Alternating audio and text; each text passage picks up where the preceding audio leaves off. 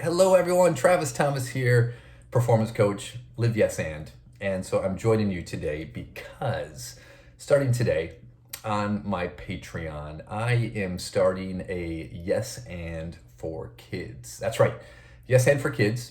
I'm going to be including a video at the beginning of every week, a story, a concept, an idea that kids can relate to, something that will help them from an emotional, a mental, a leadership standpoint throughout the week. And it's I've always enjoyed working with young people, working with kids, and I'm really excited to bring this new concept to my Patreon page. My Patreon page is Live Yes And at Patreon, and for $5 a month, I will be having this subscription video for kids. And so what I wanted to do is I wanted to share it with you guys today, and I'm actually going to share with you all a story that I wrote about 9 years ago. I was in Starbucks one morning, it was a Sunday morning, and I was just getting some work done.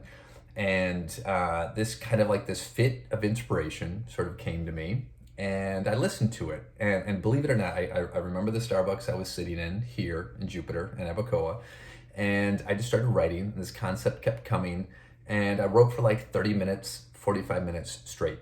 Didn't stop writing. And when I was done, I was like, wow, like this is kind of a cool story. And I called it The World's Greatest Trick. And so I would like to share it with you all right now. I had to go back and like find it, like 9 years ago. Where is this thing? And I'm like, oh, I got to make a few tweaks here just to clean it up a little bit. But here it is. It's probably read. I don't know. I haven't read it out loud. It's probably going to be in the 5 to 10 minute range. And so this is my first story for children. But if you're an adult and you are watching this, I think you'll get something out of it too. All right, here we go. The World's Greatest Trick, written by Travis Thomas. A long time ago, there was a village where everyone lived together in peace. This was not a utopian place or perfect by any stretch, but it was a community where everyone genuinely looked out for and cared for one another. It was a diverse community, and it was these differences that made the village so special. No matter who you were, what you looked like, where you lived, what you believed in, or how many talents you had, you were a special part of the community. No one felt more important than anyone else. If one person was in need, everyone did what they could to help out. They saw themselves as interconnected. Farmers needed the shopkeepers, and vice versa. The elders mentored the children, and the children taught the elders. There was never a shortage of food, shelter, or supply because people used what they needed, and when they had more, they shared it. There was no need of hierarchy or law because each person held each other accountable. Every action was seen as impacting everyone and everything, and everyone felt their connection to every choice and action taken. If one person suffered, everyone suffered. If one person succeeded, the whole village succeeded. Competition existed, but it wasn't called competition. It was called cooperation or collaboration. People strived to be the best they could be because they knew it would inspire others to do the same and create even greater opportunities. Apparently, there was another village far away that had a name for this concept. It was called Ubuntu. People believed that by helping you do your best, they could be at their best, and when they were at their best, you could be at your best. Anyway, so our community of cooperation, they had a rich vocabulary. There were words, but there were a few words that didn't exist. They had no word for value. The idea behind the word didn't exist because everyone had it. There was no opposite to it. It came intact and didn't need to be earned. No one had more of it, just as no one had less. They believed that everything worked together in harmony with one another. Every need that arose was filled by whoever could meet the need at that moment. Instead of rushing around frantic and in distress, they let things unfold naturally in sort of a divine order. No one ever felt on the outside because there was nothing to be outside of. Like a finger on your hand, despite its differences to the other fingers, they are all from the same source. Despite the space between the fingers or two ideas, there wasn't separation. There was only one. Life was challenging, complex, and sometimes hard. But there was a simplicity and clarity of taking things day by day, moment by moment, without ever getting too far ahead of themselves. Then one day, as if out of nowhere, they saw a poster hanging in the town square. It read, "Ego, the world's greatest magician. One night, one show only, one trick." Oh, excited about the opportunity to see a magic show, every single member of the community showed up to be entertained. For his only trick, the mysterious Ego vowed to hypnotize the entire audience. One by one, he invited members of the village up to the stage and stood them next to one another. He introduced new words and used the members of the village to illustrate his trick. He pointed out differences between the villagers and labeled some things better than others. He gave them bags of coins with unequal amounts inside. He told them to divide the coins based on the differences he had defined. Then, to finalize the trick, he gave all of the villagers a wrist-wearing machine called a watch. And he explained how the numbers worked and how they calculated a thing called time. The villagers had never had a concept of such a thing. And then as the villagers began to play with the coins, fiddle with these watches, and look more closely at each other, poof, Ego was gone. The villagers were confused. This was the worst magic show they'd ever seen. No rabbits, no human sawed in half, not even a single card trick. Whatever hypnotic magic trick he tried to perform obviously didn't work. Upset and tired, the villagers went home and tried to forget about Ego's tricks. Besides, none of it made sense.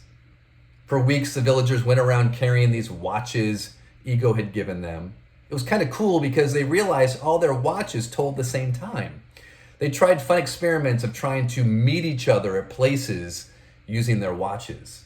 Some of the villagers discovered they could organize part of their day better by using their watch. Others realized there was only a certain amount of time from sunrise to sundown. From this, they invented a new word called limited. For the first time in their lives, they saw that this idea of time didn't go on forever. Other words started to spring up: lack, priority, sacrifice, hurry, stress, late. Villagers started to say funny things like not having enough time. Instead of letting the order of the day unfold, they began to try to order the day. Some people used a new word called control, and they actually believed they could dictate their day by scheduling their time. Some people started talking about the funny exercise the magician did by pointing out differences in the villagers. They thought it was humorous. They remembered the new words he used, like ugly, attractive, and different. It didn't really make sense, but they began to jokingly refer to each other in these terms. Soon everyone in the village knew what the jokes meant. Another group of villagers started making up games based on Ego's bag of coins. They thought of fun and creative ways to decide who got coins and how. They created words like winner and loser. Winners got coins, losers lost coins. Since the coins were so pretty, villagers would give each other things in order to get more coins. They started to create more and more ways of how to earn coins. Over time, things in the village began to change. People started to become really distracted with trying to get coins. People that didn't have coins felt like they were missing out, which only made them want more. Villagers with the most coins started spending more time with one another. People also got used to describing each other based on how they looked. It became comfortable to hang out with people who looked like you. It made them feel important. And what started out as fun experiments with watches turned into an obsession. People rushed around, always looking at the time, trying to get as much done as possible, especially when it came to getting coins. They weren't even sure why they liked the coins or why they were in a hurry, but it must be important because everyone else was doing the same thing. They started to call things that got them coins good and things that got in the way bad. Even if the bad things were people. A new word formed as the villagers began labeling each other more and more. Separate. The village didn't operate like it once did. As villagers tried to get more coins and get more done, they began to care less about other villagers. It really wasn't always a malicious thing. It was just a lot harder to think about others while in the pursuit of getting more. Besides, many villagers believed that once they got enough, they would be able to share more with others. Instead of meeting the current need of the community, villagers planned for their future. Besides, there was no guarantee of how long they would have their coins, so they needed to save. In doing so, villagers began to create and do things that wasn't always in the best interest of the whole community. But since some villagers were better than others, it was easier to sacrifice their needs. It wasn't personal, just a matter of value. The village was no longer a community. It had been a long time since the word one was used outside of the context of a monetary number. Despite being different fingers connected to the same hand, the villagers believed they were separate, disconnected, disjointed. It was a lot easier to discount each other if they believed they were separate.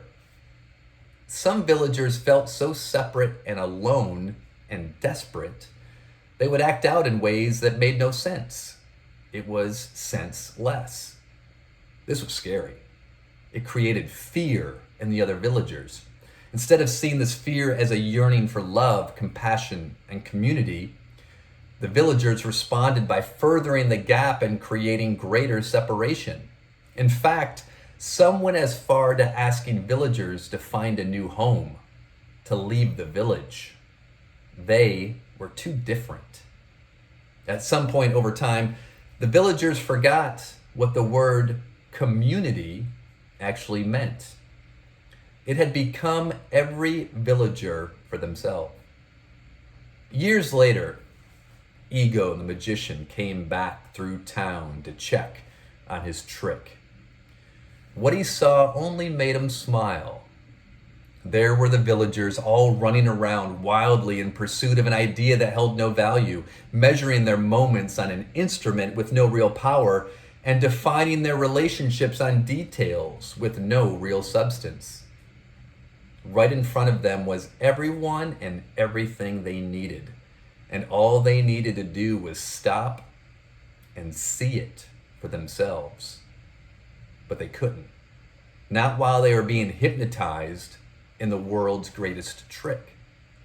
The spell could be broken at any moment, and all it would take is a few people to step out of the trick, the illusion, and expose the lie to everyone else in the village. Sure, it might take a little time and effort, as well as a lot of ridicule and courage. But those brave enough to carry the torch knew what was at stake. Because once you see the lie behind the trick has no power. So ignoring the truth is not an option. Or is it? So if you were a member of this village and you knew the truth, what would you do? The beginning.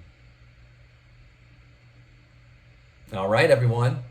That is my children's story, The World's Greatest Trick. And I promise my weekly videos on my Patreon page are not going to be long like that. They're going to be like 2 to 3 minute videos. But I wanted to film this one and share it, as you can share it with whoever you choose. And if you want to check out or subscribe to my Yes And for Kids, make sure you check out my Patreon at Live Yes And. That's it, everybody. Awesome. Have a great day.